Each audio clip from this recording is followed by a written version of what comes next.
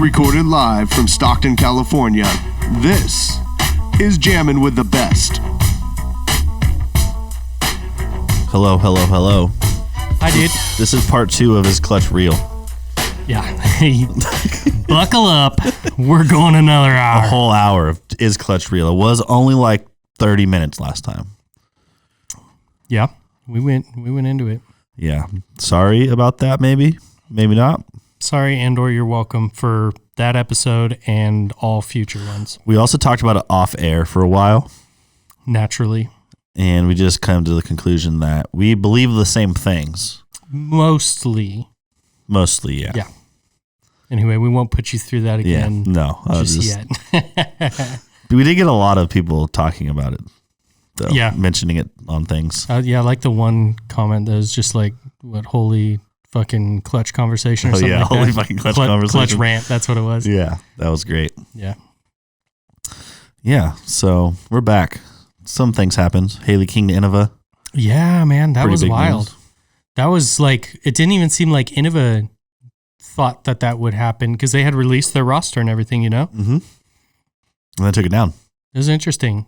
A lot of movement. You know, I think we had talked about Dickerson leaving, but he went to Discraft. Yep, 4 years, $1 million. I wonder what sort of, is he going to get a line of discs? We talked about it just a little bit, yesterday, I think.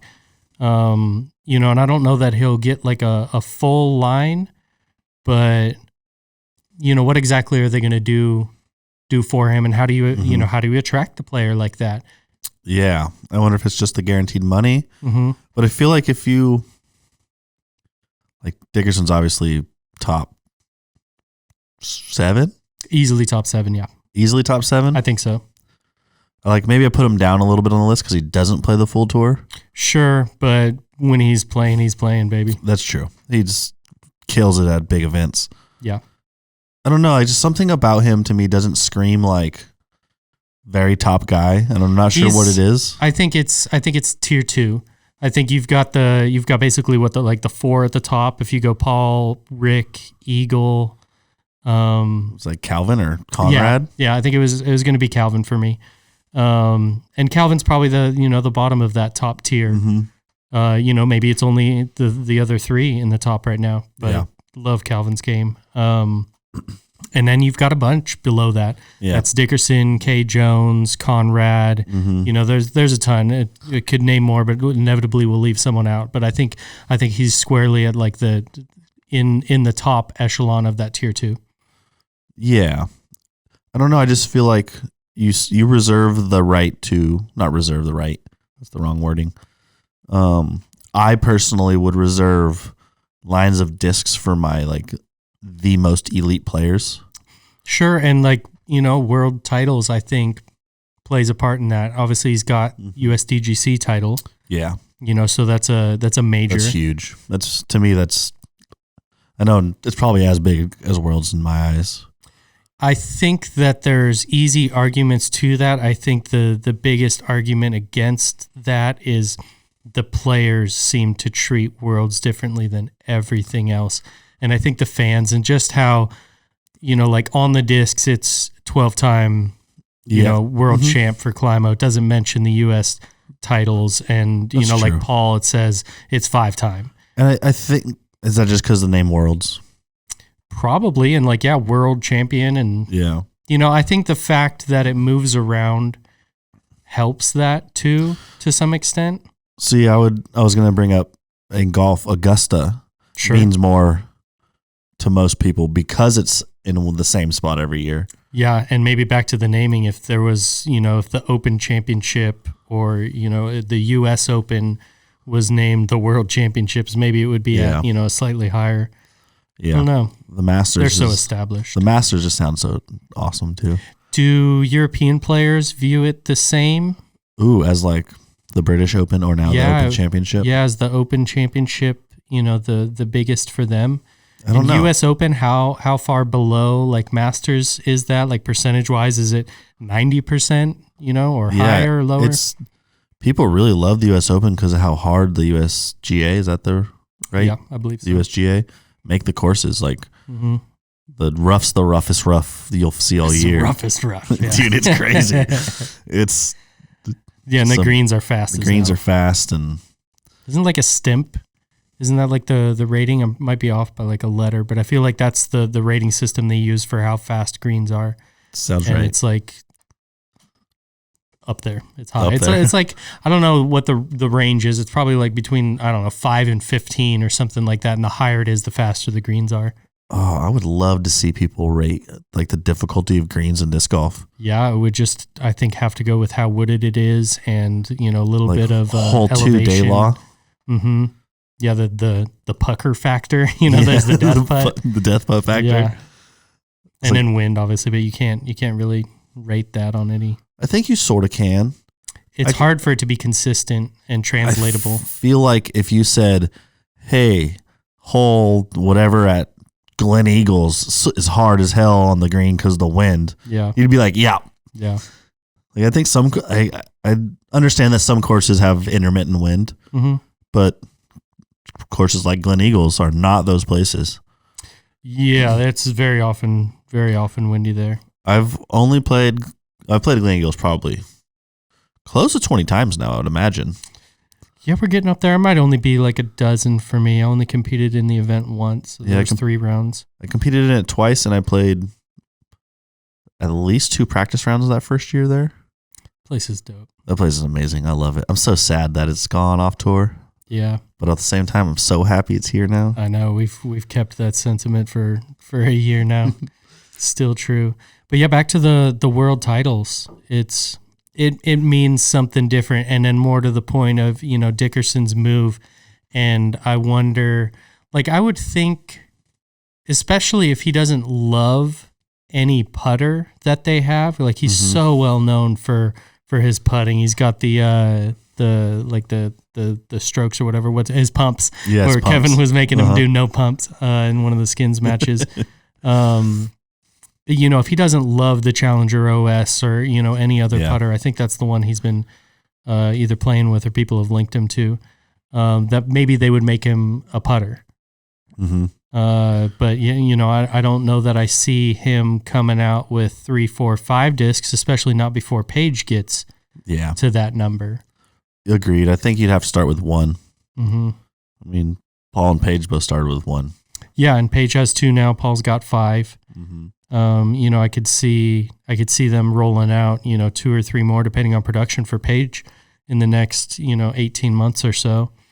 And Paul, is he going to get more, or do they keep it at 5 because he has 5 titles, and like he named his discs, it was all 4-letter names when he had 4, and then it's 5 letters now that he had 5 rings.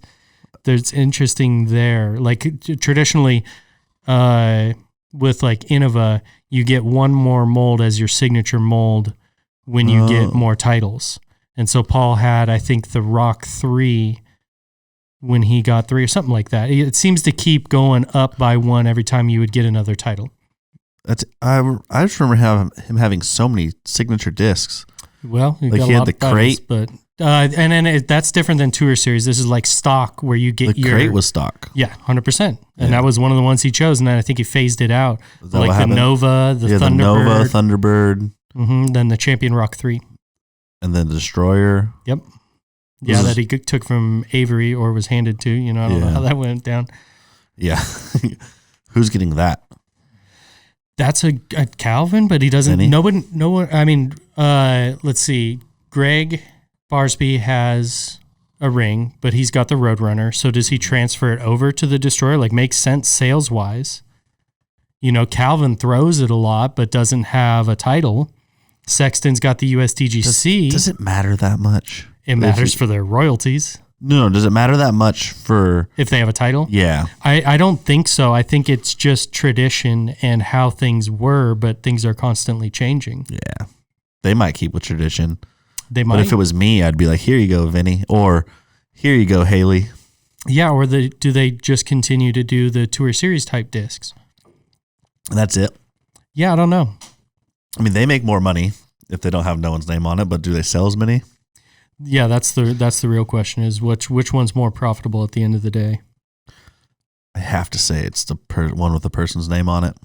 yeah, stamps changing just help too. You know what I mean? Yeah. It helps date the discs too, where you go, okay, this is, Paul, this PFN. is Avery, this is pre-flight number, this is embossed, all those things help with the collector side, and having a good collector market does help your brand. But, just stamps changing in general. Mm-hmm. Like last year they had 2 stamps for the Rick Saki Destroyers. bot and then the signature. Mm-hmm. Yeah. So I'm curious what they're going to come out with, for Chris, and honestly for everybody that ended up moving. What are they going to do with Hailey?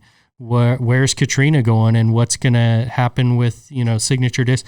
Like getting a multiple time world champion to your brand is big. What are you doing to entice that? Obviously it's money, but like what else are you doing? Like Paul's got a line of discs now. That's a legacy. Mm-hmm.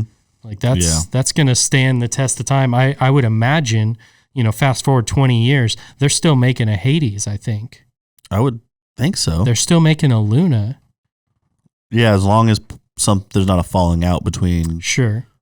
And as long as Paul is still relevant, and I think that's going to be, a long time.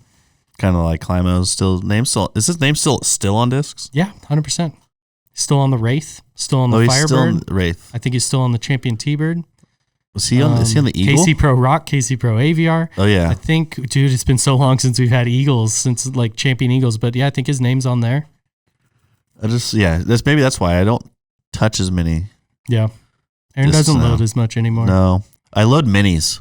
It's true. So yeah, Aaron's and in charge apparel of, and stuff. Yeah, all of our non-discs that go on the site. Pretty much I think everything that's not a disc that's on the site right now is something that you ended up putting on there. Mm-hmm. And then all our socials, and I don't know what the fuck else. Still do some stuff. Drinking beer, smoking weed. Yeah, that's in almost everybody's purview to some extent. Drinking less beer these days, though. Got a shout out to Jake at Blaker, sipping on the sour over here. Same. I went with the sour as well. It's pretty good. The IPA kicked, and then it's kind of a mad scramble, or I think figuring out which the one play to would drink. go to lager if you're just trying to drink a regular beer. Yeah, I just don't love lagers. It's so simple and so like, people love Budweiser and Coors and all that. It's never hit my palate quite right, and that's kind of what this one tastes like to me. And so it's a better version of one of those to me. Yeah, it certainly is. It's still it's just simple and easy and light. Yep, the sour's good. Glad I forced myself to like sours, and the freaking stout is heavy, bro. That thing's crazy. Yeah. It was an experience, but I want to taste on a nitro. I bet you it's way better. I've never liked nitro beers. I don't either, but I think it would have to be better. Yeah, I think that's fair. We're making it sound like an awful beer, and it's not an awful beer at all. I'm choosing to drink very often. I think the issue with it is too much. Sure, there's a lot going on. I like a 3-ounce pour of it. Yeah. Tastes good. After that, I'm good. I don't need any more. Shout out Sam. He's been putting in the work on that stout. Yeah. It's a 6-ol, so it's like 40 beers, I think is kind of roughly what you're looking at. We did the math one day. I don't remember what it is now. I think it's like 40 for a 6-ol and like 120, 130 for half barrel. And that's not really including the pour off or whatever they call it. The foam. Yeah, but we've got some good beers. They come in and out. You get a good IPA, and it doesn't matter how much is in there. It's not going to last too long. Nah, we just gotta get kegs of all IPAs one time. Yeah, they would still go. Cold room, so we can just get more kegs. Yeah, and I mean, we are expanding. I think we've talked about a little bit on here before, but just on this side of the wall behind this sign is 2,200 more square feet. We've got 4,400 we're occupying right now, and we're slowly moving stuff over there as the other guy transitions out and we go in. So it'll be nice to have a little bit more room. Oh yeah, we already got a little bit more room now. Just moving some stuff. Yep. It was it's about 6 hours of empty hallway. Yeah. As we're moving, like, I don't know, rough guess, like 5,000 discs or something like that to next door, we get 4 pallets delivering us like 8,000 discs. So Yeah. we moved 5,000 out all night and we still got more breaking in. those down. Yeah. But hey, that's the fun of it. And so, yeah, that happened yesterday. We get all those pallets in, 2 pallets MVP, 2 pallets Discraft.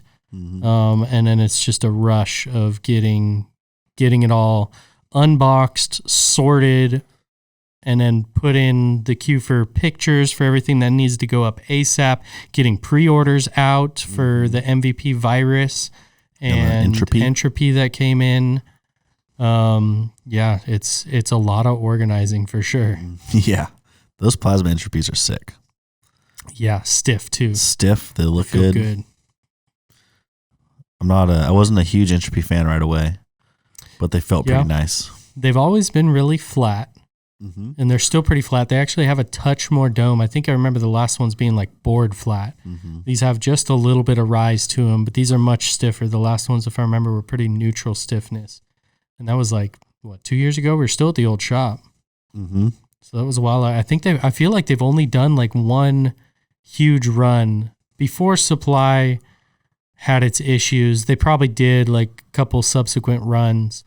I think we bought pretty heavy when they dropped, and so we didn't really need to restock. But this is the first big run, I feel like, since that initial one. Yeah, it's the first run of plasma and the first big run of, I think we have Cosmic Neutron. Yeah, I feel like they might have done some Cosmic Neutron on the last. I know they did all Neutron for the SE, and there were even pretty some clear sure ones. they did Cosmic Neutron in these before. Okay. You would know. You would have made the page for it. Yeah, I'm pretty sure. I'm not positive on that, but I don't think I've pictured some blank Cosmic Neutron entropies, but I haven't got to loading them yet. So I'll find out tomorrow morning if we have a page or not. Oh yeah. Oh, this beer's good. Yeah. I need to drink more of it. It's always fun getting big shipments like that in. It's the best part, especially of discs that are new or pretty, like interesting. Those Prodigy discs we got in. Oh, those Spectrums are gorgeous. Oh, my favorite run of discs ever. Yeah, D2 Pro, D3, and PX3. Yeah, and we got some glow, just plain glow, soft 300 PA3s. Yeah, those hit the site last week. It's the D2 Pros are the prettiest run to me. Yeah. The D3s are pretty. They're different. They're the 500 plastic, so they're a little different. But the swirl, like, it's not a pattern, but it's like a type of swirl almost. It's very interesting on those. I have to like name them almost. Name them all? Yeah, like name the swirl types. I don't know. Probably you got like the burst, which is pretty simple and easy, which is Cosmic is like that. The burst from Trilogy is like that. And then you have Halo, which is pretty simply aptly named. Well, and then you got like, go to the original Kong Zeus run. And it's, very unpredictable swirls, or like just the swirly Innova that's not Halo, but think back to like a Brinster run. I think I would call that like smoky swirls almost. Sure. Because it looks like smoke, kind of. I could see that. Then you have like a lot of the Zeuses currently have them, and it's like a very sharp, almost look like two different pieces. Yeah. I don't know what you'd call that, but like... Or like the Maltas that time, and I think the Hades have before too, almost look like a Huck Lab type pattern. Yeah, very... across the disc. Sure. Discs are pretty, man. Dude, some of those... I opened up a virus box the other day. It's dangerous these times. Opened it up and just trying to see what the disc was. Yeah. And there's one, I gotta find it. The rim was insane. Yeah. The swirliest rim I've ever seen in my life. Dude, and that's like, not even from like a gyro perspective, but it opens up so many doors for making a disc look different. The fact that they have the core and the rim separate. Now you can have them be two different colors, two different swirl patterns. In Halo and that style, like the Orbit now from Latitude 64, opens up that possibility too, but you haven't seen a whole lot of swirly insides. And again, like the burst, it's a predictable pattern, so it omits a sense of randomness. that you can get with a normal type of swirly disc. Yeah, some of my favorite discs are like, especially with the gyro, the swirly rim. It's like a swirly rim with like a pretty normal flight plate. Sure. It'll just make that rim pop more rather than kind of weirdly contrasting. Mm-hmm. No, it's really like a pretty die too, in that sense. Yeah. You know, so many good die artists that have popped up since, in the last couple of years. We got 2 boxes out waiting to get shipped back. Ooh, pretty nice. Stoked about that. There was someone else too that hit us up that I felt like we should send it to. Yeah, a lot of people. We have a lot of die people that want to do things. There's so many people doing it now. Yeah, we love to showcase it. Mm-hmm. It's fun. It's not cheap. And I don't even mean just their labor. I feel like their labor is cheaper than it should be. I think they understand what people are willing to pay, in mass for these, and it's hard to charge, $50 extra for a die, even though their time and skill is worth it in a lot of cases.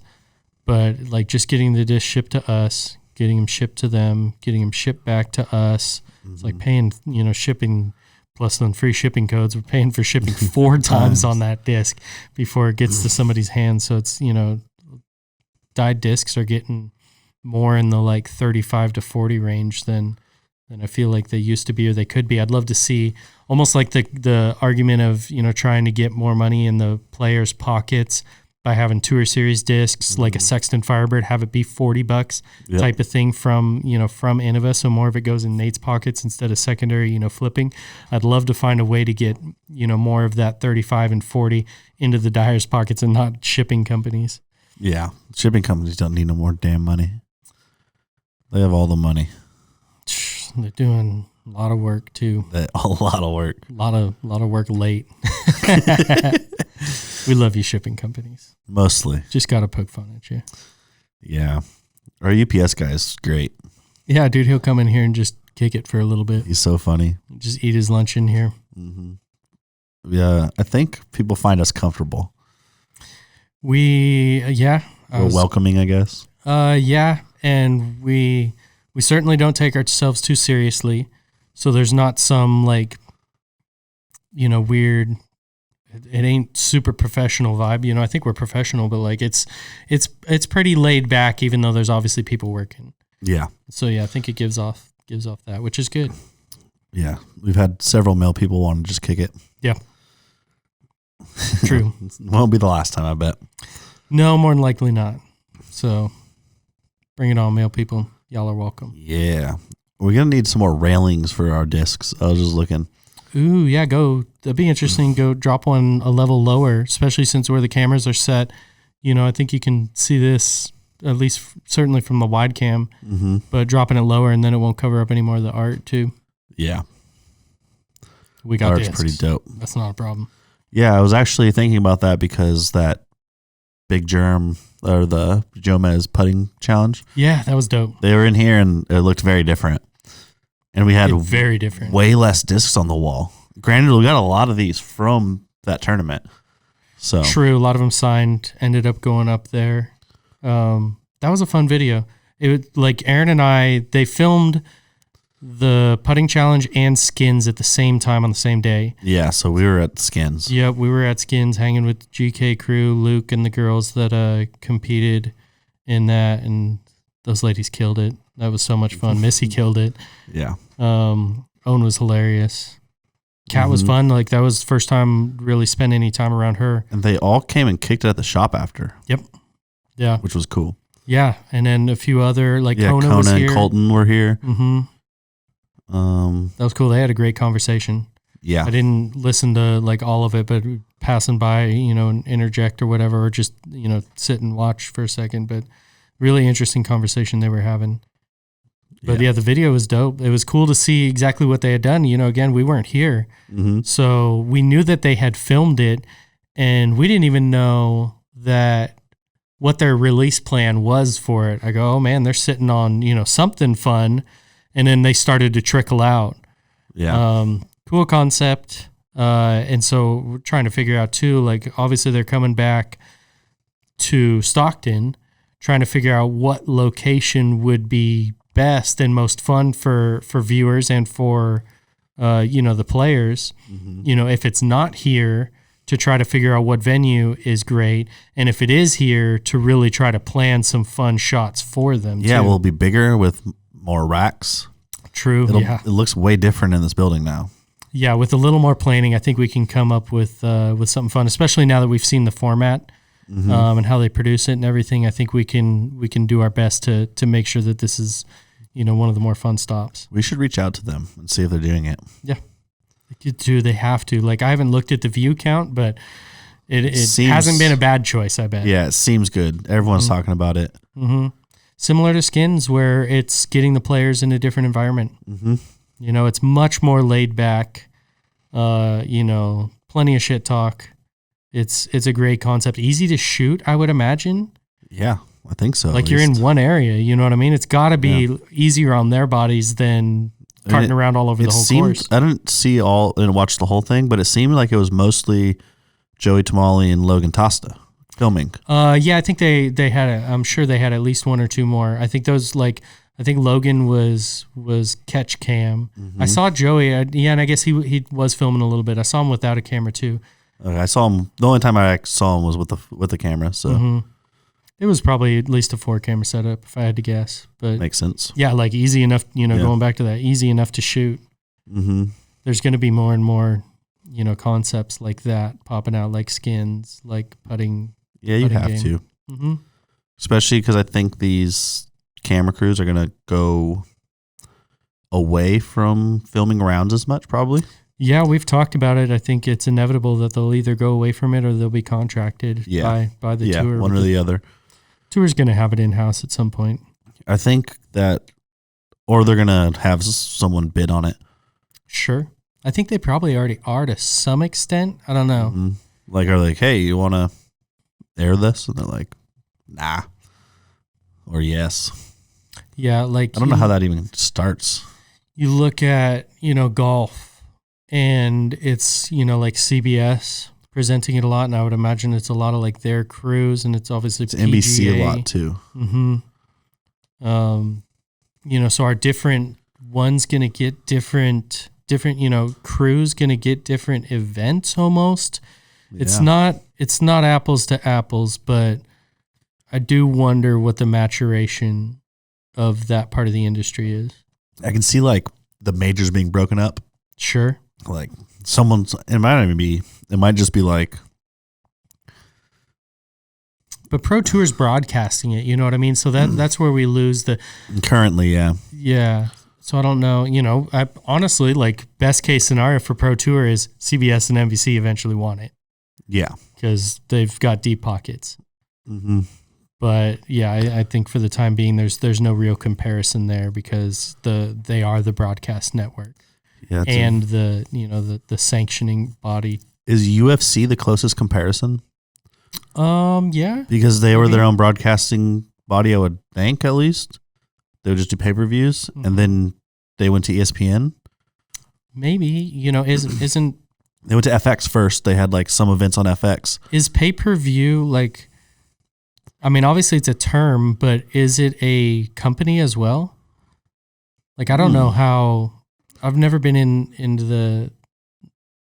I've never bought a pay-per-view thing. I've bought a pay-per-view. Whenever I do, it's through your, like, cable provider. Sure. So I wonder how the back end works. Like, I don't know if it's UFC broadcasted that and then and then they just set it up through cable companies and all that. Interesting. Yeah, I don't know. But I feel like that would be probably the closest comparison. Yeah. Because they went through they were on Spike TV for a little bit. They were on FX. Now they're all ESPN, ESPN Plus. So I don't know. That's weird. I wanna see some behind the scenes on that. Yeah. I mean, I think it's likely at least one more year as is. And then I think 2023 is a very interesting discussion on what the media looks like from the Pro Tour. It's happening so fast. Dude, yeah, crazy fast. And it's definitely benefiting the players and was going to say the industry as a whole, and I think that that's true, but I think that there's so much benefit to the players right now, and I love it. Mm-hmm. Yeah, I've always been someone that thinks the players drive the growth of the sport. People always look up to people the individuals, and you like to watch greatness. You think about like golf's biggest boom was when Tiger came. Sure, absolutely. Players can, they'll obviously move the needle. Maybe some argument against that is in 50 years, still going to be watching the sport. Yes, those players agreed. will be long gone, but remembered. But yeah, but I think that the players get people into the game, mm-hmm. and then they fall for the game after that. But yeah, and like much the same way, like the show Queen's Gambit got people to play chess. Sure. Yeah, I think that. I mean, there's catalyst moments like that, or productions like that. Mm-hmm. But still, for us, for our sport, your viewers are players. Yeah. We're not at the point yet, I don't think, in large scale where you fall in love with a Paul or a Rick or an Eagle, and then you fall in love with the sport. Yeah, maybe not yet. I don't know. So for me, it's more like kids. Mm-hmm. Like I guess I'm thinking of this from like a kid's perspective. Like if I was a kid and my dad was playing disc golf and he's trying to get me into it, I would much more likely stick to it if there's a Paul Macbeth. Storylines matter. Yeah, storylines, the personalities, mm-hmm. like breaking records and all that stuff matters. Yeah, no doubt. Look at the home run in baseball. That was huge, and that obviously baseball is a sport that everybody was aware of. Disc golf is getting to that point. I have no idea how close percentage wise, but like certainly wasn't at all there when I was a kid. No, you had to explain what it was. Now people have mostly heard of it or have seen a basket or whatever, and it's then just them actually trying it or actually watching some of the players compete. I mean, the home run race is a perfect example. Yeah. That 98 or whatever it was, McGuire, Sosa. It saved baseball. Like baseball was getting in decline since the lockout or the strike. Yeah. In the shortened season, I think in 91, 92. What 93. Records do we have like that? I mean, obviously it's so not. Disc golf is so not, and golf in general isn't very statistically driven. It would Grand Slam. It would be like, it would be Grand Slam, but Paul did it. Mm-hmm. And our majors change all the time, but yeah, I guess a Grand Slam chase could do it. How many worlds? Like to me, Paul's 5 worlds and Paige's 5 worlds is like almost as impressive as Climo's 12. Sure, yeah, it's a different. So like, it's very different, field. But yeah, or if they're like Tiger chasing Jack for majors, it's like 18 and 14 or something like that. Like that type of storyline matters and draws people in. I think Rick versus Paul matters still. Oh yeah, I think that's a huge one that matters. Rick versus Paul. Yeah, it's such a. They're so different from each other. When Rick's now DD, going to be throwing the same discs that he won worlds with. He won worlds with. Not that discs mean everything, obviously, but no, I mean discs mean everything. Go buy that new one right now from our site. But it'll be fascinating next year if Rick wins. Yeah, I think, and he wins with a dagger. I think there is. That's one of the weirder ones to me because I think discs matter.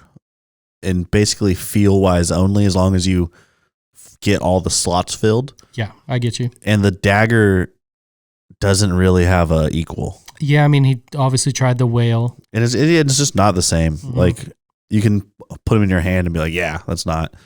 The dagger is very unique. Like, how difficult is it to just... Copy? Yeah, like copy it or, and I don't know that there's, patents covering it all. Obviously there's a lot of copies, but like copy is like, Rick, what did you not like about the dagger? It's like, oh, this, one small thing and like, cool, it's gone, let's make you one ASAP.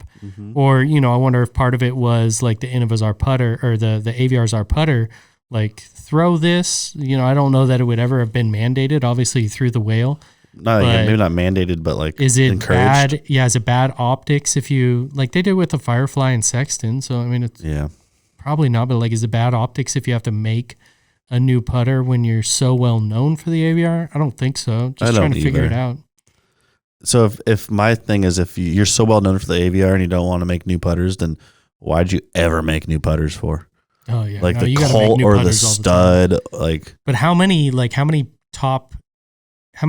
pros don't throw the AVR? Don't putt with the AVR. I mean, Geisinger didn't, right? Then he putt with the whale. I don't remember well enough. That was also a long time ago. It seems like at least now. Yeah, it was probably like 16-ish. Yeah. 16, 17. Yeah, exactly. Like, we don't know yet. Like, and I mean, Nate with the Firefly is the best example, which is very, very close to a beadless AVR. I mean, a lot of them putted with the P2. Sure. For a long time. Very, very close to a beadless AVR. And, different enough. And, maybe to argue against my point is it has a different name. And so that's, that's a big part. And also, like, the AVR covers it's so many discs. There's a lot of AVRs. Most of them put KC, I feel like. Paul didn't. No. And I love that. I'm a beadless guy through and through. So I loved that. Was it Valerie? No. Valerie was at Innova? Well, they both at Innova, right? Mm-hmm. They putted with, Valerie had the Galactic AVR beadless. Monduhana? Yeah. Mm-hmm. I don't know. There's a lot of AVRs though. There are, but yeah. Yeah. I mean, there are. A lot of it's just a, little different plastic, little different. There's at least 4 molds. Yeah. I mean, you got your big bead and your beadless. And then I think that's the big branch. And then a lot of them vary, but I don't know that it's by a ton. Yeah. I feel like a P&A and like a great AVR are like the same disc. Yeah. It's just different plastic is how I feel. It's different stiffness. Yeah. That's it. I'd love to like break it down and see, exactly what differences there are that maybe aren't as noticeable to the eye. But I feel like there's not much. Yeah, I don't feel like there's much either. It's hard to tell the difference between a P2 and an AVR. Sure. You can only, there's the depth. That's purely all I notice. Mm-hmm. But sometimes I get 2 discs that are exactly the same and I compare them and I'm like, these aren't the same. We're too deep in it at that point. It's like, just got to take a step back. Yeah. That's what that happens when you're loading sometimes. Oh yeah. And I think when there's more variation, I am better at my job. And then when there's not very much variation. Dude, the insanities I was listing today is like, these are all pretty neutral, but they all are like a little bit flat. And then there's tiny variations. And like, well, I kind of want to call this one somewhat flat, but I feel like there was a disc 4 discs ago that was the exact same, and I called it neutral. So now I feel like I need to call it neutral. And then Jared loaded some yesterday. I'm like, let me see what he put. Like they're so consistent, such minute differences sometimes. Yeah, it does make it tougher than if one's just super domey and one's super flat. It's like, no, I got this. I was loading zones, and they were all like pretty flat, and then some of them had like pretty flat to make maybe even a touch puddle top. Mm-hmm. And then almost all of them were like somewhat domey in the center, but just like a little tiny bit. And I'm like, this is so hard. Like, when do I go to somewhat flat? When do I go to pretty flat? Yeah. Pictures will end up helping that a lot. And it's something, that's probably obvious and people are like screaming at their, TVs right now, but it's hard to do. It is tough to do, especially integrating with just how the framework of WooCommerce and what we use with WordPress. It's been tough to make it work and make it look pretty, but we're getting there. We are getting closer. The machine. Yeah, we are getting there. I got to take a couple minutes. All right. I gotta use the restroom. We will play some jazz elevator music right now.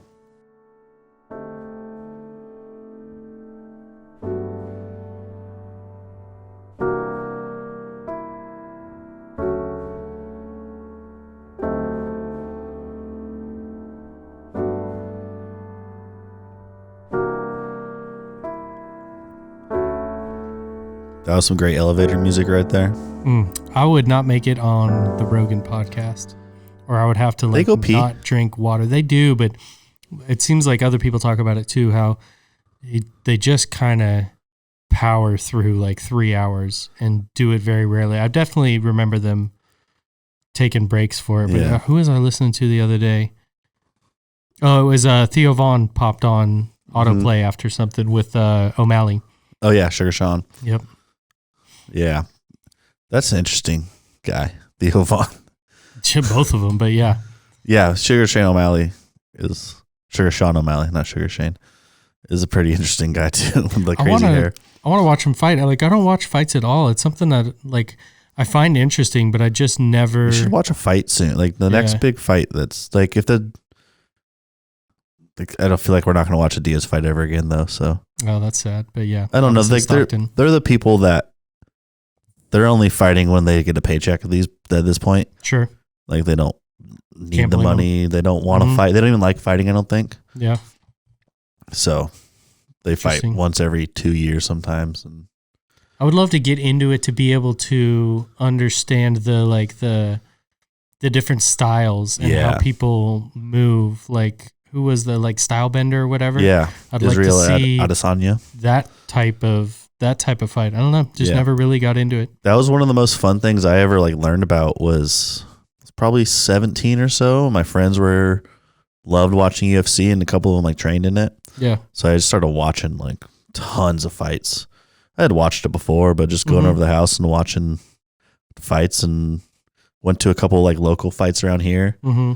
And you could see like so many styles. Like there's so many different martial arts, and especially like early on in fighters' careers, they're like so like one discipline heavy. Like I was a wrestler, and I was a karate guy, and then you learn what you need to learn. Yeah. So like the styles definitely make a fight. Like that's one of those things people say, and it's so true. Like you can put one of the most fighting guys in the ring, or most exciting guys in the ring, against a wrestler, and just have a boring old just gonna grapple. Wrestler. Yep. It's interesting. It's fascinating, man. It's kind of like styles of disc golfers versus courses. Sure. Absolutely. Styles make, it's very matchup based. Mm-hmm. It's why you like someone like Big Germs, you like his odds at Waco. Yep. More than you like him at Vegas. Mm-hmm. And then what'd Paul say? KJ can win. D-Glow. D-Glow. I think that's where he was like, that's, I think early on, he's like, that's the only place he scares me. I'm paraphrasing for sure, but yeah. He's like, I'll worry about him there. Yeah, I feel like you kind of got to worry about USDGC a little bit too. Yeah, he's getting to the point you got to worry about him everywhere. Yeah, you do. Yeah, we're biased. So still, he's been playing a lot of Fortnite. We all know this. Leaving the shop, and I'm pretty sure he mentioned on here. And Danny referenced, he's like, he might be having a slow start to the season. Yeah, we'll see. And he talked about it with Johnny Disc Golf. He had an interview there right before the Prodigy announcement. And he's like, I just need like a month or a month and a half to get ready, and I'll feel fine. And talked about how you can get a little burnt out at the end of the tour, especially. Oh, I can see that. I used to get burnt out from baseball every year. But I feel like the guys and girls who are just grinding hard in the off season will at least start better and maybe have a better chance, just throughout the season. For having put in all that work, I'd like to see. So I think how that works out. I'm pretty sure he's been working out, just not playing disc golf that much. Mm-hmm. And what I brought up to him was like, hey, maybe there's some word around the shop that you might be starting off slow. He goes, I start off slow anyways, so I don't care. Hey man, and back to that point of Worlds, like as long as you're primed for Worlds, or back to the point of him being good at D-Glow or just specific courses, maybe maybe you're okay with not having your best finishes in the early part of the season at Vegas. Maybe those courses don't set up for you as well as you feel like other ones do, and you're like, I'm going to use these almost as stepping stones, even though they're large scale events. Yeah, I think that's something that definitely happens in other sports, and trying to peak time when you peak. Absolutely. Because you legit can't be at your peak at all points, like every day. Yeah. I know it would be nice too, and people strive Your for boy that, but everyone's got their down days and down months and stuff. Especially when it comes to physical training. Like, it's hard to be at that elite level all the time. Sure, and the throwing motion can be quite violent. So yeah, I'm still not convinced that there's a lot of injuries out there still. What do you mean? Like, you're not convinced that there aren't that many injuries? So people always, one of the things I hear is how good it is. Like, it's safe for it's a safe sport. It's good for your body. Mm-hmm. And like, sure, safe is kind of a relative. Yeah, I mean, non-contact certainly helps, but there are so repetitive. Motions. Yeah. And I think a lot of people's disc golf careers might be ending because they have injuries. It's like baseball. Like, oh, that guy had a dead arm. Can you think of someone? No, not off the top of my head. Yeah. I think it's probably more at like the local pro level than anything. I don't know. I just have seen it happen in baseball, and like almost like me, like I basically just don't play now because I feel like crap every damn round because something hurts. Yeah. And that's more on myself than anything at this point. Sure, but I mean, I think it's an easy decision to make when you're going through high school, going through college. It's like, yeah, I'm going to play these sports. Obviously, great community atmosphere. It's fun to compete. Yeah, it's fun to play sports if that's what you're into. Mm-hmm. But yeah, it takes a toll. Yeah, and I think disc golf is as much of a toll on my body, if not more. At least throwing compared to like a baseball throw. So. It's so repetitive, and I feel like I could argue that baseball's more repetitive. It's the same motion every time. You're not throwing forehand and backhand, but you're also hitting. I guess pitching is very different, but like, yeah, I guess. But it's to me, it's the same. It's one and the same, basically.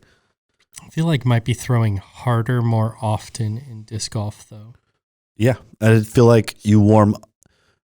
At least every baseball team I've ever been on, all the players warm up way more than they do in disc golf. Mm-hmm. I've played plenty of rounds. It's me too. And you don't warm up throwing hard. No, you start obviously you scale up to it, but even like at the top, you're not like.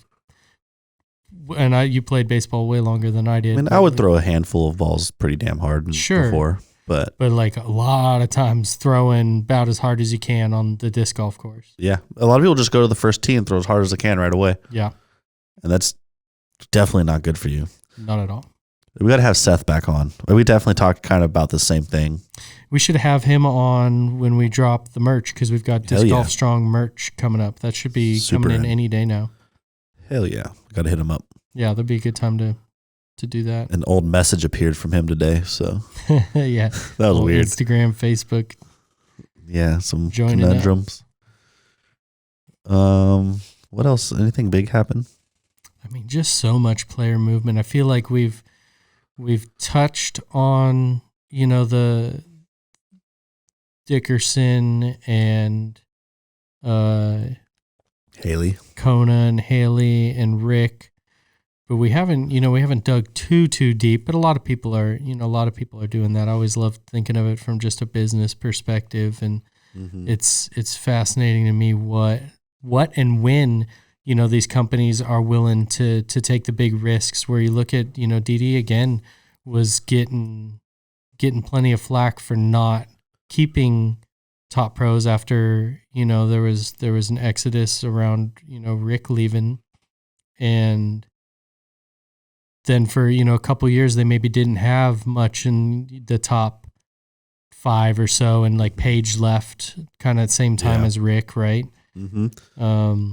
I feel like a lot of that too is they're making a play to like buy West Side with Latitude, combine with them. I don't even know how much that would cost if it was that big of a deal, but just kind of like timing wise, it kind of seemed it fits. I could see that. Like cash flow is a weird beast for sure, and so you can be more tentative. Like we didn't make that many moves in this off season, and maybe part of it was cash flow based, and part of it was happy with our team and just trying to figure out like, I think that was one of the reasons Paul had moved on. This was one of the reasons why Paul had moved from Innova. I think the biggest reason was knowing how much it meant for the game. Yeah. But he had talked a few times about how Innova just sponsored too many people. You know, and we've certainly got a big team, and so not wanting to bring on too many more, you know, and that's one of the factors. Yeah, it's a weird fact. I can see both sides of the argument, like 100%. Like, I don't know. I feel like a weird comparison, but some skate teams back in the day were huge. Interesting. And they like, but also some of them were really small, and it felt exclusive and like its own little thing. There's another sport I didn't follow a ton. Like, I'm aware of, you know, numerous brands in there, but like, how were the teams kind of broken down in that?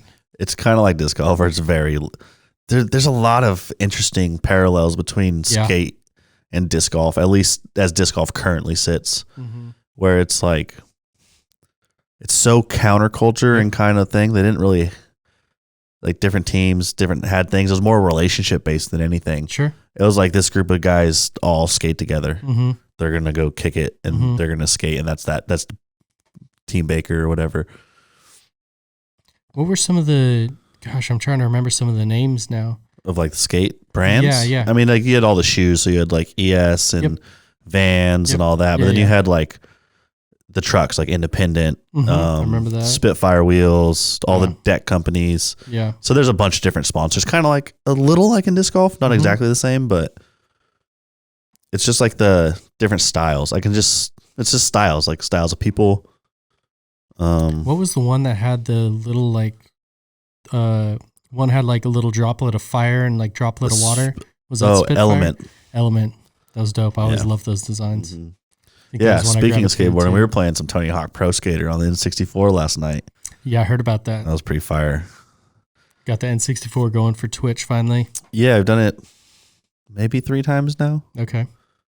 Someone was like, how did you not play GoldenEye and Mario Kart? And we're like, we did that last time. We're mixing it up. Yeah. So we played Madden 99, which is a very hard game to play and compared to a new Madden. And then we played Ridge Racer. Yeah, Kyle said that one was cool. Yeah, it's a driving game. Yeah, the drifting's crazy though. Like, it's wild. Yeah. It's like probably one of the first drifting games. Yeah, then we played Tony Hawk. So many good games. And then that's just nostalgia central right there. Yeah, Tony Hawk's like, it's amazing because it's simple. Sure. But like complex enough to do a lot of things. And it's I don't know. Always love that game. Dude, I put a decent amount of hours into that. I think it was probably on PC that I ended up doing it because I didn't have consoles. Or I think a decent amount of time spent with like Sam and the PlayStation 1, PlayStation 2. But yeah, Tony Hawk got some hours for sure. I had Tony Hawk Pro Skater 2 on Game Boy. Okay. So I played a lot of that. I didn't ever do the handheld with Tony Hawk. It's pretty much the same game, not as complex. Yeah, makes sense. Gaming systems, man. So much advancement in technology there. So much money there. I don't know if you heard of this. WFDIF, World Flying Disc Federation. That's the one. Is hosting not virtual reality, but virtual disc golf tournament. All the best disc golf valley players in the world can sign up to play.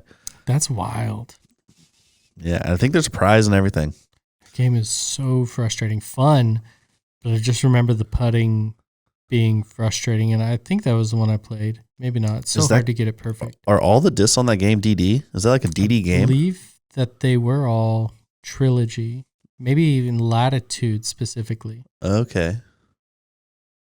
It's been I've never played that game. Yeah.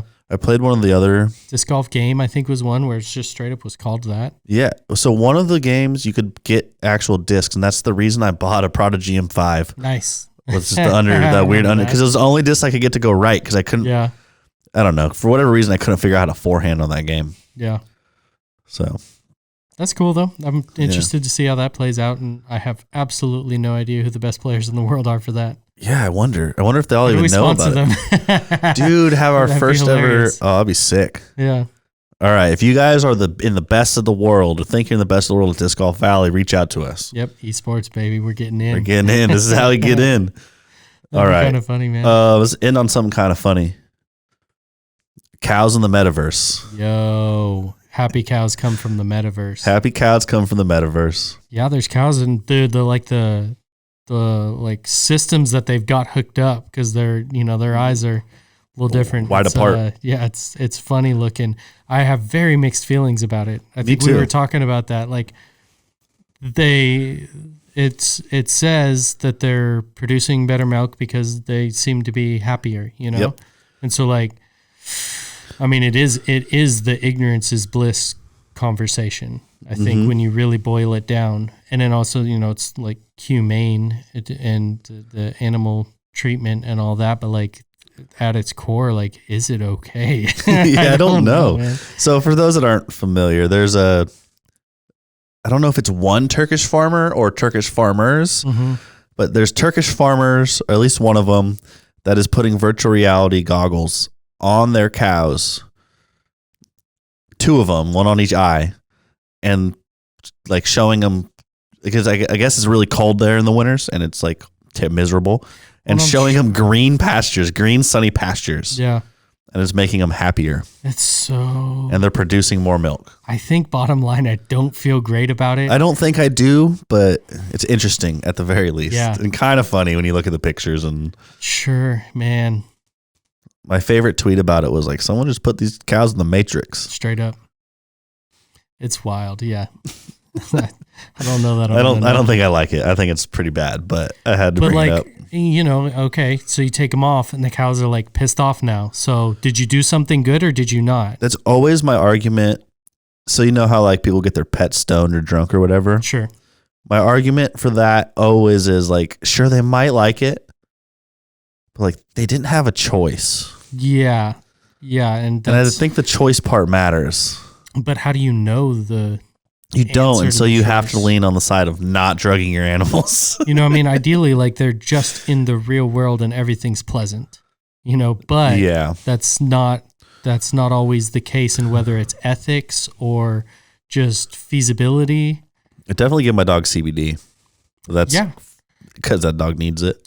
Yeah, I've got some CBD treats for the dog, especially like firework time. But if I could ask my dog, like, yo, you want to get high?